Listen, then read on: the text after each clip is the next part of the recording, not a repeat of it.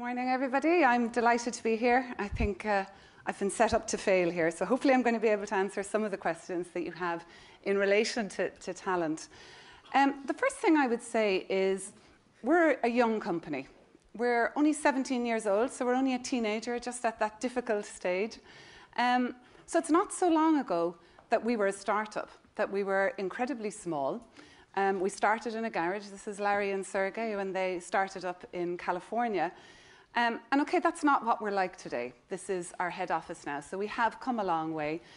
But it's still very much ingrained in our culture to think small and to act small.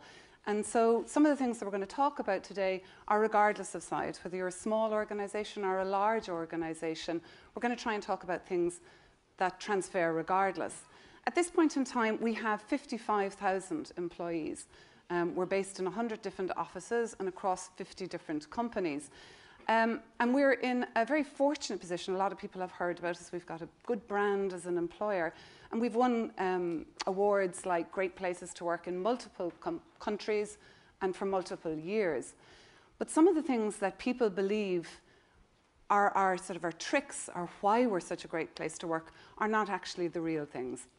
So you tend to hear, I'm sure you've all heard about things like our free food, and you see pictures of us lounging on bean bags or with lava lamps in the background. And the reality is those are not the sort of things that make Google a great place to work. We started on a journey a number of years ago, actually going out and talking more about the things that we think really make Google a great place to work, and how those things do not cost money. So we have this aspiration that we sort of say every place, every single company, every organization, no matter how small or no matter how large, could actually be a great place to work. Because some of the things that we do and that other companies do that we learn from every day, they cost nothing. They actually have to do with a management mindset, and they have to do with an aspiration to be a great employer. And those are the things that I'm going to talk to you about today. I'm going to touch on 5 topics. I'm very light on words on the screen, so they're not going to be wordy slides. They're mainly a couple of words or a couple of photographs to try and get across these 5 points that we think are universally true for any employer if they're trying to create a great place to work. And our leader from a people operations point of view, which is known as HR in a lot of other companies, is a guy called Laszlo Bock, and he has written a book called Work Rules, and it's precisely about this. It's trying to demystify some of the things that we do and about how the world of work can be very different for everybody.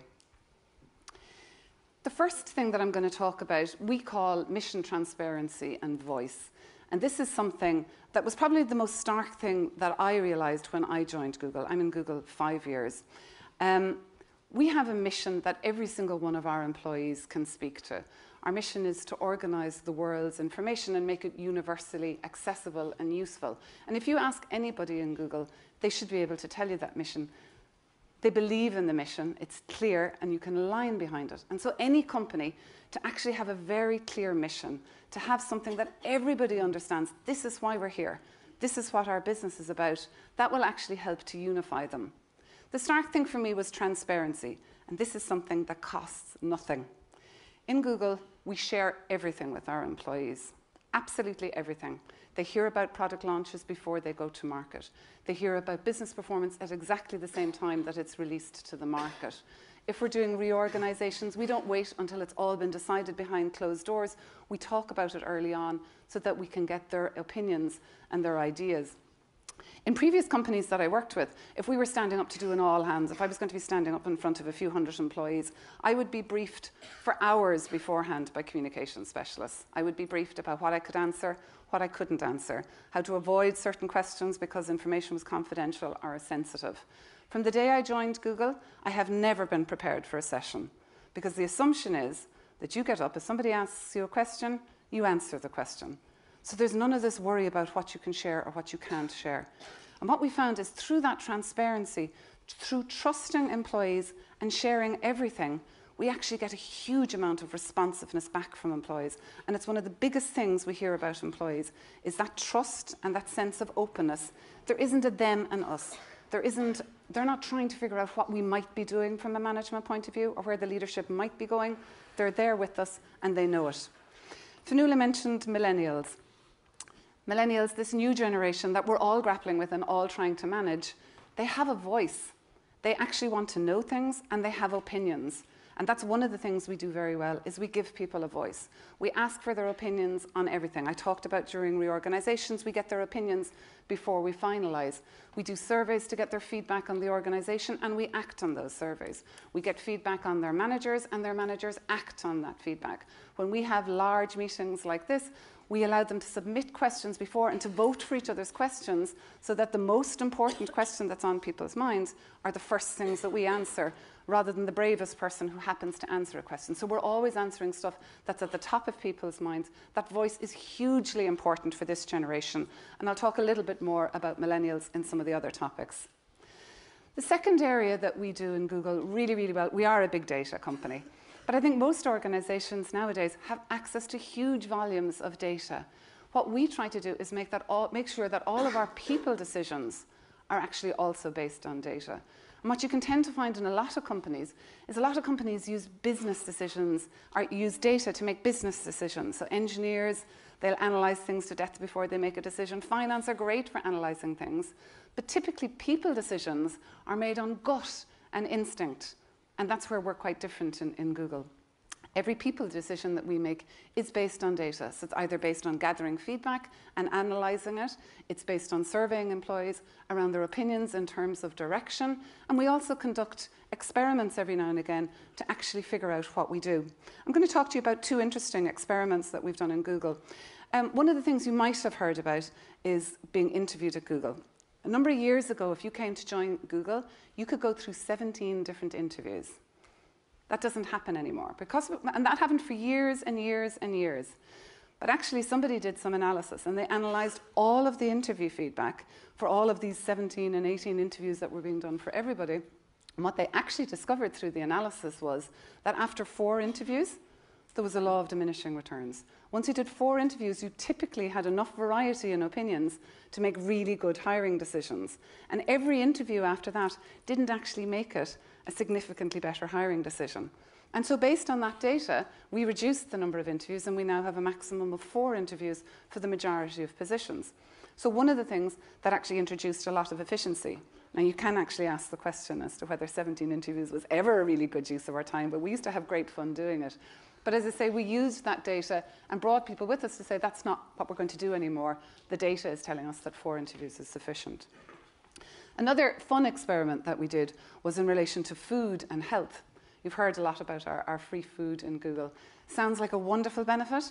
The reality is, feedback we were getting from our employees was you couldn't walk 20 meters, but you were seeing something else delicious and something else delicious. So everybody who joined Google tended to put on what was known as the Google Stone. Everybody put on 14 pounds of weight at least when they joined, and some of us even more than that.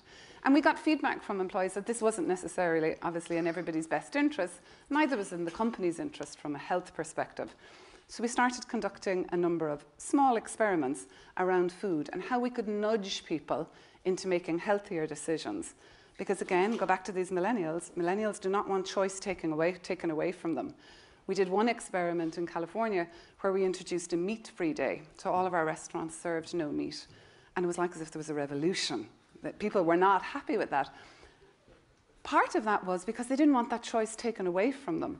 What we actually discovered, we did another experiment, was we introduced 2 different sizes of plates into the restaurant, a large plate and a small plate. And we put a sign above it and talked about how people, when they took small plates and tended to fill them, actually were just as satisfied. There was less waste, and people tended to eat less when they took a small plate. So we didn't stop them. We didn't take away the big plates. What we saw was the increased utilization of the small plates and actually decrease in the amount of food being consumed. So they seemed to prefer these nudges than decisions or choices being taken away from them. And we went a step further in New York, where we discovered we used to have these M&M dispensers, these candy dispensers, where every time you passed, you could put your cup underneath it and take a whole load of M&Ms out of it. And what we did was we took those and we put them into opaque containers so that you couldn't see the M&Ms. So there wasn't this attraction. Every time you passed it, the M&Ms were calling. You had to go look for them. And what we discovered was in 7 weeks, our New York Googlers consumed 3.1 million fewer calories, not M&Ms, 3.1 fewer calories, 3.1 million fewer calories. We also did an experiment in the same restaurant where we, all of the fizzy drinks, so the Cokes and the Fantas and the 7-Ups, were put to the bottom of the fridges, and all of the water was put to the top of the fridges so that it was in your line of sight. And this is one of the things that retailers do really well. So when you ran into the micro kitchens and to grab a drink, you automatically, it was easier to grab a water, was the first thing that caught your eye. And in the same period of time, our water consumption went up by 47%. So these tiny nudges, an example of some of the wacky things that we do around people decisions and how we use data. You might not all try those experiments. Moving on, I think this is the most important point for all of you, and it's one of the things that I'm hearing in relation to agencies, that hiring talent and finding talent is the single most important thing that you do. You can hire 99 amazing people, and if you hire one bad hire, it's the toxic effect that it has. You know yourself in your team, you can have an amazing team, and you can have one person join that team, and you can see the team disintegrate. Every hire that you make, you need to put the same attention into it, and you need to hire them as if you're hiring them for life. In previous companies that I worked with, when you have a vacancy, when somebody leaves, it hurts. It leaves a hole in your business. And I know, you think when we're a larger company that might not make a difference, but each of our people have very special jobs. They're looking after a particular geography, or they're looking after a particular segment. And so if one of those people leaves, we're left with a gap, the same as you're left with a gap if somebody leaves.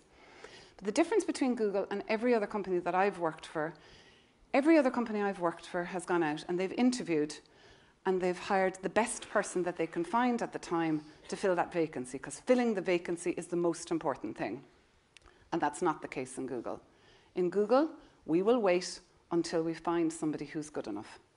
Not the best person that we can find at the time.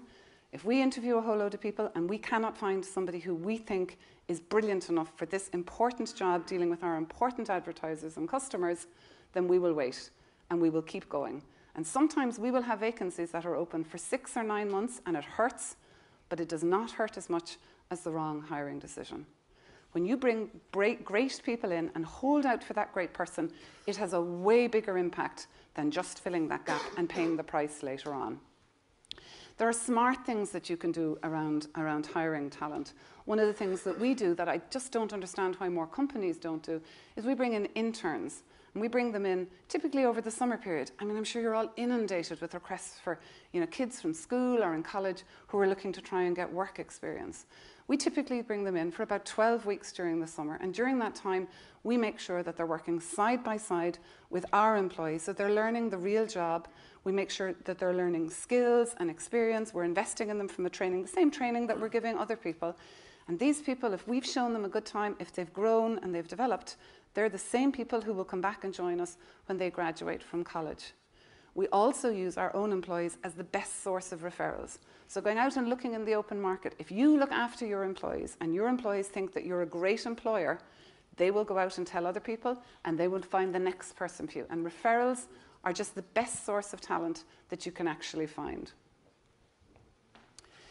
The fourth point that I'm going to raise is how important managers are.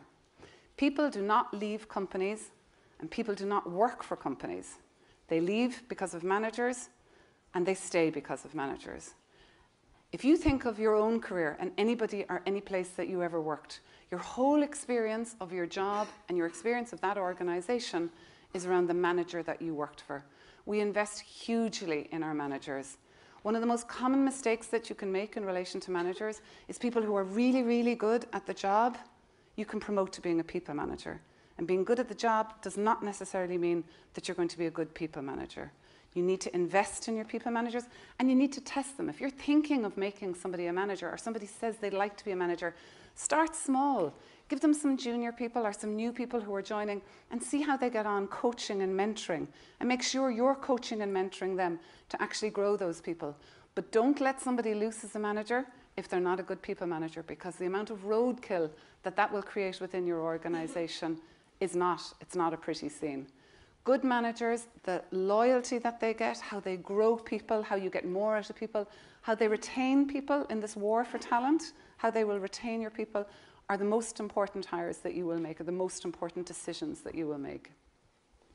And the fifth and final point that I'd make is in relation to development. When you have people in your organisation, how you develop them will actually dictate how long you hold on to them. And development does not mean sending them on really expensive, fancy courses or investing in an MBA. If you can do things like that, great. But that's not necessarily the thing that's going to hold on to them. Go back to this point about millennials. They are hungry for feedback. Feedback is a really rich source of development. Every time you see them make a pitch to a client, every time you see them in a team meeting, that's an opportunity for you to give them feedback, to encourage the things that they're doing well, and to give them advice and tips and tricks in terms of how they can do better. Another great thing that we do here that costs nothing is we do what we call Googler to Googler feedback, or G2G training. So we use our own employees to train our own employees. Everybody in your organisation is good at something. Find that something that they're good at. It could be that they're brilliant at making pitches. It could be that they've got really superb technical information. Use that and get them to train other people in your organisation. Simple things, brown bag lunches. For a lunchtime, everybody comes together into the meeting room and somebody presents on something else. It's such a great development opportunity for the person who's presenting. It's such a great opportunity for the people who are listening and who are learning. And constantly you're building their skills, but they're growing and developing. And if they're growing and developing with you, they will stay longer with you. Fionnuala talked about the in the now. Your plan has to be for in the now. Don't wait until anything's perfect. Don't wait until you've got the perfect training course. Launch and iterate. That's what we do here. We say if something's about 70 to 80% right, go with it. You can always improve it, but get the value from it right now. Anything that you do, anything that you try from a people point of view, do it now when it's needed. Don't take 6 months to develop it, because sometimes the real burning need is gone by the time you get to the 6 months' time. So we take risks. I mean, we do it with our products. That's what software companies do. They release early versions and they get feedback and there are bugs and it improves, but people get the benefit of it right from the very first day. If you treat your people right, if you give them freedom, stand back, give them the opportunity, they will amaze you. We hire really, really great people, and then we try to get out of their way. We try to support them, we try to give them feedback, but we give them the opportunities to try things. And you know what? Sometimes they'll fail. And if they fail, we try to coach them to make sure that they learn. Okay, what did you learn from that? You know, there's absolutely no point in making somebody scared to fail, that there are going to be consequences if they fail. If they can learn from it, that's far more enriching. But get out of their way, celebrate when they have success, coach when they have failure. And out of that will come real growth and development for each of your employees, but also for you as organisations. That is all I have time for. I hope that was in some way useful. I think, Severin, you're back up again, are you? Thank you very much.